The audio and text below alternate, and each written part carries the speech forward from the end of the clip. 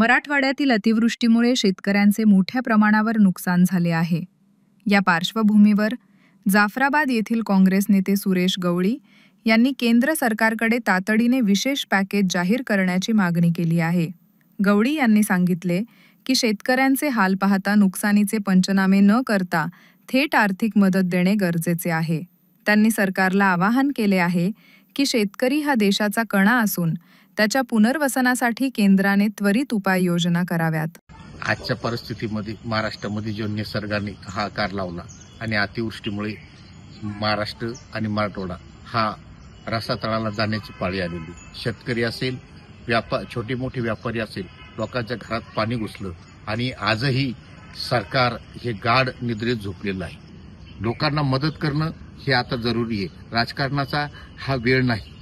आज लोक ज्या भारत देशाला आपण कृषीप्रधान देश म्हणतो त्या देशामध्ये शेतकरी रसातळाला जात असताना आपण आजही मदत जाहीर केलेली नाही। माझी केंद्र सरकारला विनंती आहे की त्यांनी तात्काळ पॅकेज जाहीर करावं। देवेंद्र फडणवीस साहेब असतील का मोदी साहेब असेल, तुम्हाला प्रत्येक ठिकाणी जाऊन पंचनामेच करण्याची गरज नाही, तर सगळ्याला सरसकट म्हणजे पॅकेज जाहीर करावं आणि केंद्राने विशेष मदत करावी, विशेष पॅकेज जाहीर करावं आणि शेतकऱ्याला वाचवावं, हीच मी तुमच्या माध्यमातून विनंती करतो। उदय डिजिटल न्यूज, प्रत्येक खबर, प्रत्येक सत्य।